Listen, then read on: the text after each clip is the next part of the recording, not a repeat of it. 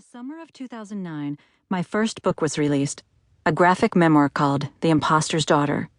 The book was about finding out that my eccentric, charming, Argentine father was in fact a pathological liar and con artist.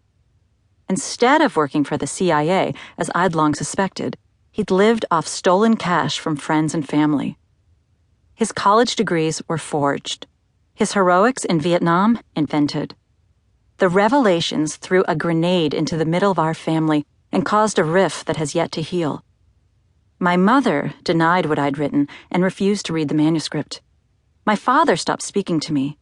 Still, I knew that the consequences of remaining silent were greater than those of telling the truth.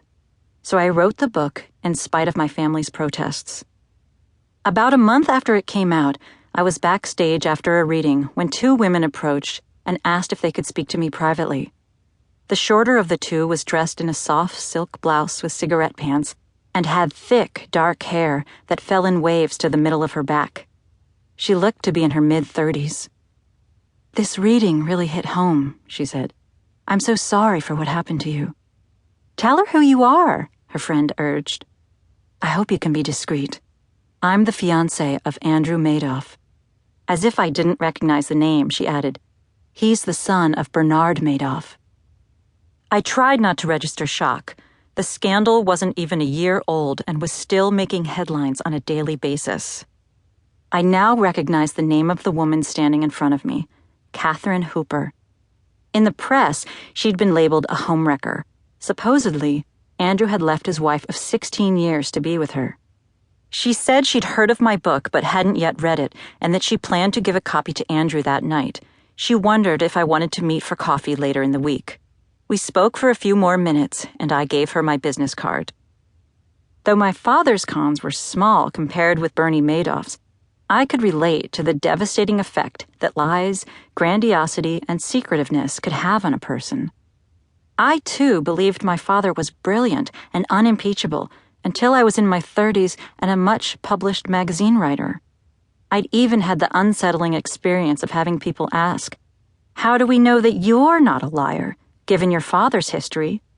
So Andrew and I, and Catherine by proxy, belonged to the same small society.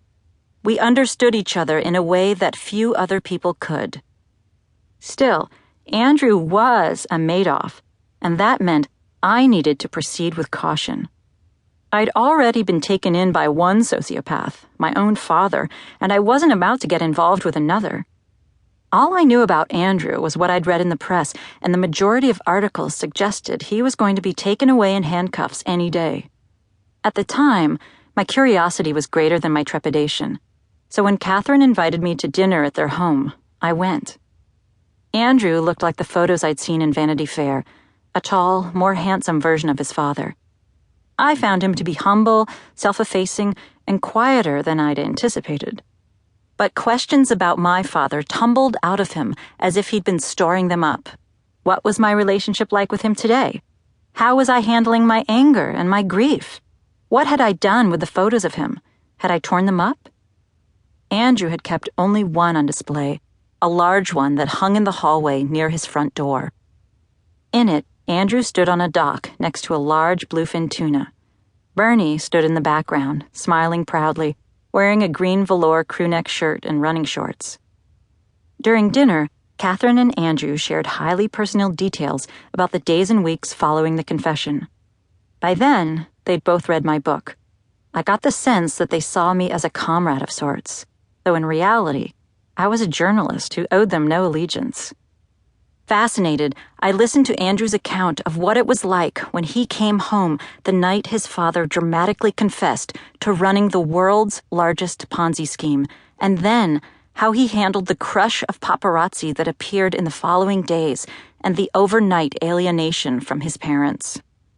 Over the next 2 years, I was offered a glimpse inside a world that had been stripped of a future and existed only in a tenuous present. Andrew and Catherine invited me to Thanksgiving dinner. Estranged from my own father, I chose to go. They had gathered a group of friends who were also at odds with their families or lived too far away to make the trip home. But old friends of Andrew's and even Andrew's brother Mark were nowhere to be found.